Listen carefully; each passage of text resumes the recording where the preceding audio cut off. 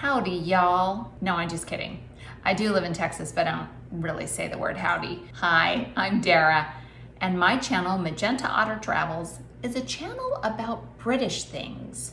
A place where Brits and Anglophiles can get together and talk about British stuff. So why am I talking about biscuits?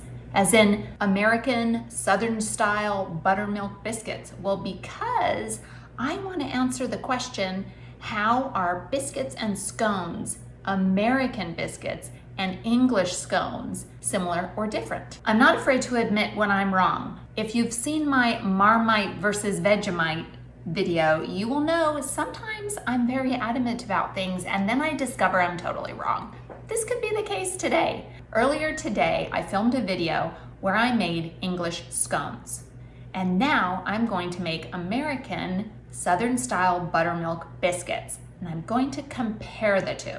I'm also going to make biscuits and gravy. I will explain to the Americans why this is a very bizarre concept to British people, and I will explain to the British people what in the heck biscuits and gravy really is in the Southern United States. So let's get started with all the things. I'm going to show you how to make biscuits first, then we're going to compare to scones and do biscuits and gravy. A lot of things going on. Make sure you stay till the end. Right up top, let me just make a little disclaimer. I've never made biscuits before. They might not turn out, but I have a really good recipe that I got from the website Sally's Baking Addiction.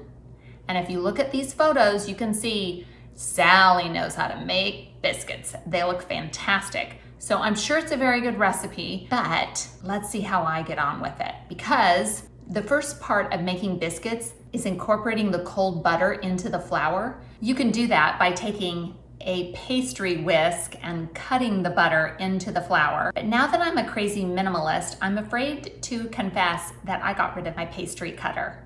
So I don't have that anymore. And it takes a long time to incorporate the butter with your hands or knives. So the faster way to do it is with a food processor, but I don't have a food processor.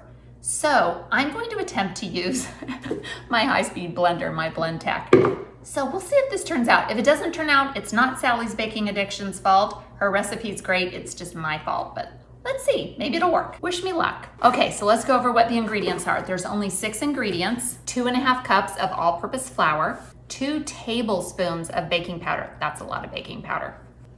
1 teaspoon of salt. I'm using just regular old salt. A 1/2 cup or 1 stick of unsalted butter. You want this to be really cold, so I've been keeping it in the freezer for about 15-20 minutes. And then buttermilk. We're gonna be using a cup of buttermilk and then also 2 tablespoons. So you need a cup plus 2 tablespoons divided. And the final ingredient is 2 teaspoons of honey.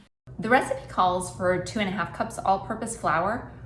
What I'm gonna do, since I'm being a bit of a renegade and using the blender instead of a large food processor, is I'm going to incorporate the butter into the flour in 2 batches. Very cold butter and cut it into cubes. I'm gonna take the first cup and a half of flour, and I'm not sifting this flour. I probably should, but I'm not. And then I'm gonna take a little more than half of the butter and the baking powder.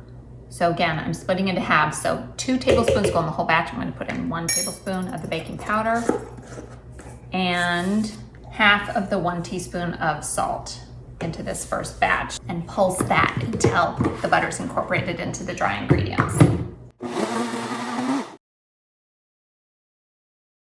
It looks like maybe it worked. So you can see that we have kind of that sandy texture here, the butter and the dry ingredients. And we'll just make a well in the middle to add our liquid ingredients. We pour in 1 cup of cold buttermilk, and then we're gonna drizzle 2 teaspoons of honey on top of that. Here is the dry ingredients with the buttermilk in the middle. We'll just drizzle over the first teaspoon of honey and the second. That buttermilk and the honey is supposed to be a really delicious combination. Then we fold everything together with a spatula Again, we don't want to overwork the dough because then it will make the biscuits tough instead of light and flaky like we want.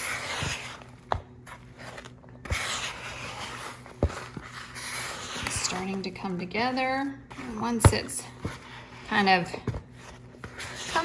it's combined, but it's still a little shaggy, as the recipe says, we're going to turn it out onto a floured work surface to knead it a couple times. Flour my hand so I can work with this. So we bring it together, fold it over,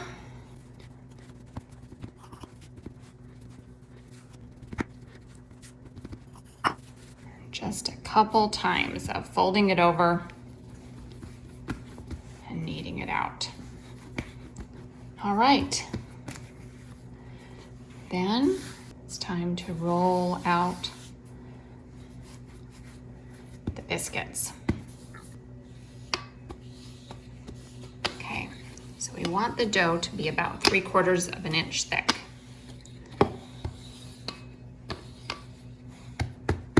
We have a pan here that we prepared with a piece of parchment paper. So I'm gonna do an experiment here with cutting out the biscuits. I have about a 3-inch or so biscuit cutter. Gotta push straight down, no twisting. I'm gonna make that, and then I'm gonna do smaller biscuits using this measuring cup that I believe belonged to my great-grandmother. Place these on the pan. We're gonna put them next to each other. And then I'm just gonna roll out the rest, cut those, put them on the tray as well. So here's what my biscuits look like so far on the tray. I'm going to include a link in the description to Sally's Baking Addiction for her real recipe. Then we're just gonna use a little bit of this buttermilk and lightly brush the tops of the biscuits before we put them in the oven. Now we're going to put these in a 425-degree Fahrenheit oven for 15 to 20 minutes until they are very golden brown.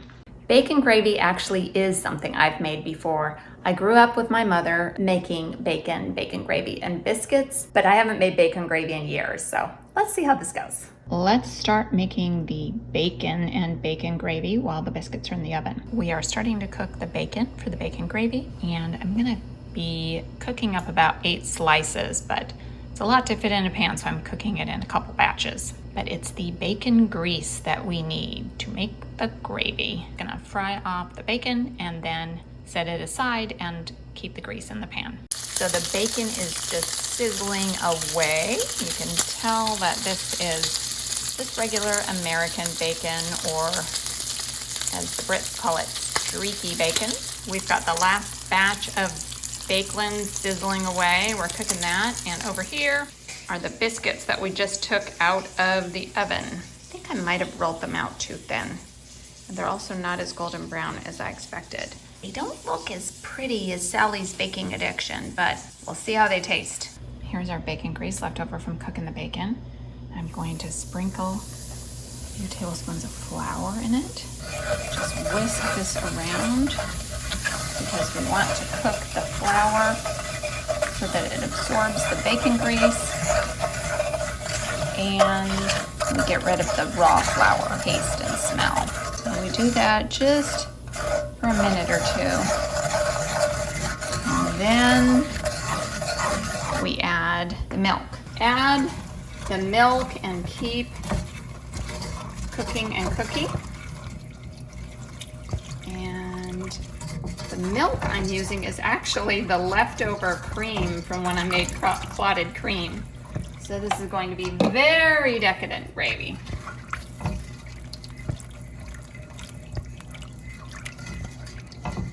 And we just cook this so it all comes together and thickens up a little bit.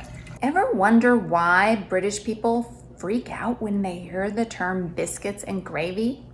Well, let's talk about biscuits and gravy. When you say biscuits and gravy to a person from the UK, they think of biscuits as in cookies paired with gravy like beef gravy. So they're thinking gravy and biscuits. So kind of like they're imagining this. Beef gravy on top of jammy Dodgers. Yeah, that's pretty disgusting. But of course, to an American, we're thinking of flaky buttermilk biscuits and sausage gravy or bacon gravy, cooked with a lot of milk, a country gravy made with bacon or sausage. So here's how I grew up eating biscuits and gravy. Split the biscuit, put some bacon on it, cooked really crispy, and pour gravy over that. Yeah, that's biscuits and gravy. So, biscuits and gravy, biscuits and gravy. Very different. And let's see how the American biscuits compare to their British cousins, the English scones. I said that they're totally different. Let's see if I was right or wrong. So I'm going to try an English scone compared to an American buttermilk biscuit. And let's see how similar or different they are. I'm gonna just eat it plain and then with a little bit of butter. But before I do this final taste test, I have to give a little disclaimer. There are a lot of biscuit recipes, just like there are a lot of scone recipes. So a traditional English scone recipe is going to have you work the butter into the flour and then add the liquid ingredients like cream, egg, etc., much like the American biscuit recipe did that I made today. But I did the cheater scone recipe that just had the 3 ingredients. So be sure and watch that video to see how I made the English scones. The ingredients are pretty different. Let's see if my buttermilk biscuit ended up being flaky like it was supposed to be.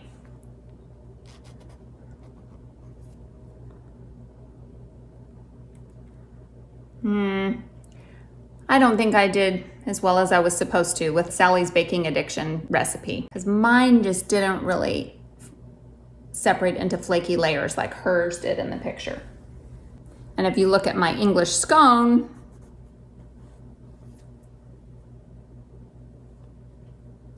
it honestly looks pretty similar. So here we are, American biscuit, English scone. They do look pretty darn similar, don't they? Let's see how they taste. First, I'm gonna try the American buttermilk biscuit. So it's made with buttermilk, which is a little bit tangy, and that has also a little bit of honey in it, so it's slightly sweet. It's really not sweet at all, and it has that very biscuity flavor because of the buttermilk and flour and the baking powder. Now, the English scone does not technically have baking powder in it, but it was made with self-rising flour, which essentially is flour with baking powder in it. So let's see how it tastes. It does, even though this is the cheater recipe, it does have that English scone flavor that I'm used to from having eaten a lot of wonderful scones in Britain. It's softer, it's a little more moist, and it has a little more sweetness to it. So I'd say the American biscuit is a little more salty, savory flavor, and the English scone is a lot more just a little bit fluffy, desserty, somewhat sweet flavor. So I do think their texture, even though they look so similar, I do think their texture is different and the flavor is really quite different. So I'm gonna say I'm not wrong. I'm gonna say that American biscuits and English scones are different. Don't be fooled by the fact they look so similar. So let me know what you think. Have you had both? Have you made both? What are your thoughts? What have I gotten all wrong? Straighten me out in the comments. Tell me I'm wrong and tell me what's right. Be sure to check out the other videos in my Britain at Home, Magenta, Otter in the Kitchen series, as well as all our other fun British videos that we have on the channel. Thanks so much for watching, and do something good in the world today.